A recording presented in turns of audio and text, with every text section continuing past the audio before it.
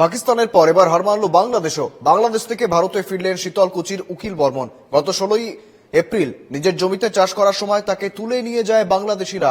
টানা বেশ কিছুদিন বিজিবি ও বিএসএফ এর মধ্যে ফ্ল্যাগ মিটিং হলেও উকিলকে মুক্তি দেয়নি বাংলাদেশ। বুধবার বিকেলে বিজিবি ও বিএসএফ এর মধ্যে বৈঠকের পর উকিল বর্মনকে তুলে দেওয়া হয় বিএসএফ এর হাতে।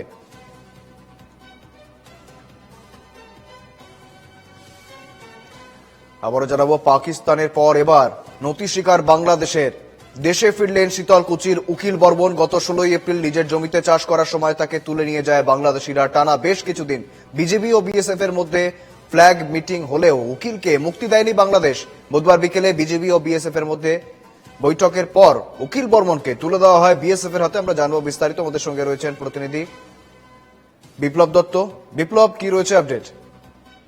দেখো, গতকাল রাতে বিএসএফ এর তরফ থেকে যখন উকিল বর্মনকে নিয়ে আসে শীতলকুচিতে, তারপরে আজকে যে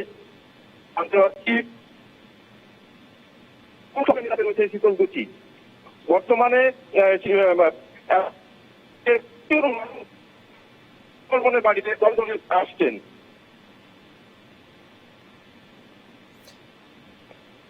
বিপ্লব, শোনা যাচ্ছে? যেমনটা জানাচ্ছিলেন আমাদের প্রতিনিধি অর্থাৎ বিপ্লব দত্ত, বাংলাদেশ থেকে অবশেষে ভারতে ফিরলেন শীতলকুচির উকিল বর্মন। নিজের জমিতে চাষ করার সময় তাকে তুলে নিয়ে যায় বাংলাদেশিরা। এবং এ বিষয়ে রাজ্যের বিরোধী দলনেতা শুভেন্দু অধিকারী এবং রাজ্য বিজেপির সভাপতি সুকান্ত মজুমদার তারা কি লিখেছেন সোশ্যাল মিডিয়ায়, দেখব।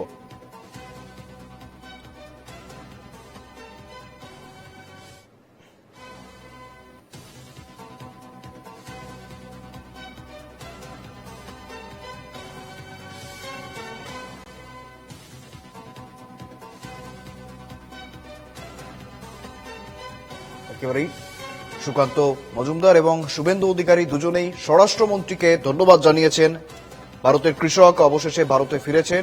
বাংলাদেশিরা তাকে তুলে নিয়ে যায় এবং বহুবার বিজিবি ও বিএসএফ এর মধ্যে বৈঠক হলেও তাকে ফেরানো যায়নি।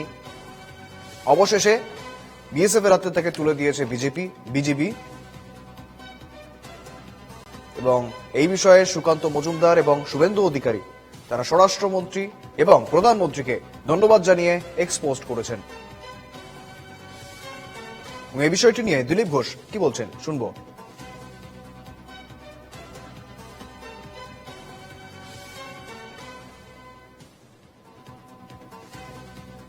যদি আমরা আমাদের অভিমন্যু বর্তমানের মতো ফাইটার পাইলটকে ফিরিয়ে আনতে পারি, যে ওখানে গিয়ে যুদ্ধ করতে গিয়ে ক্র্যাশ হয়ে গিয়ে পড়ে গেছিলেন, অক্ষত অবস্থায় তাকে বর্ডারে ছেড়ে যেতে হয়েছিল।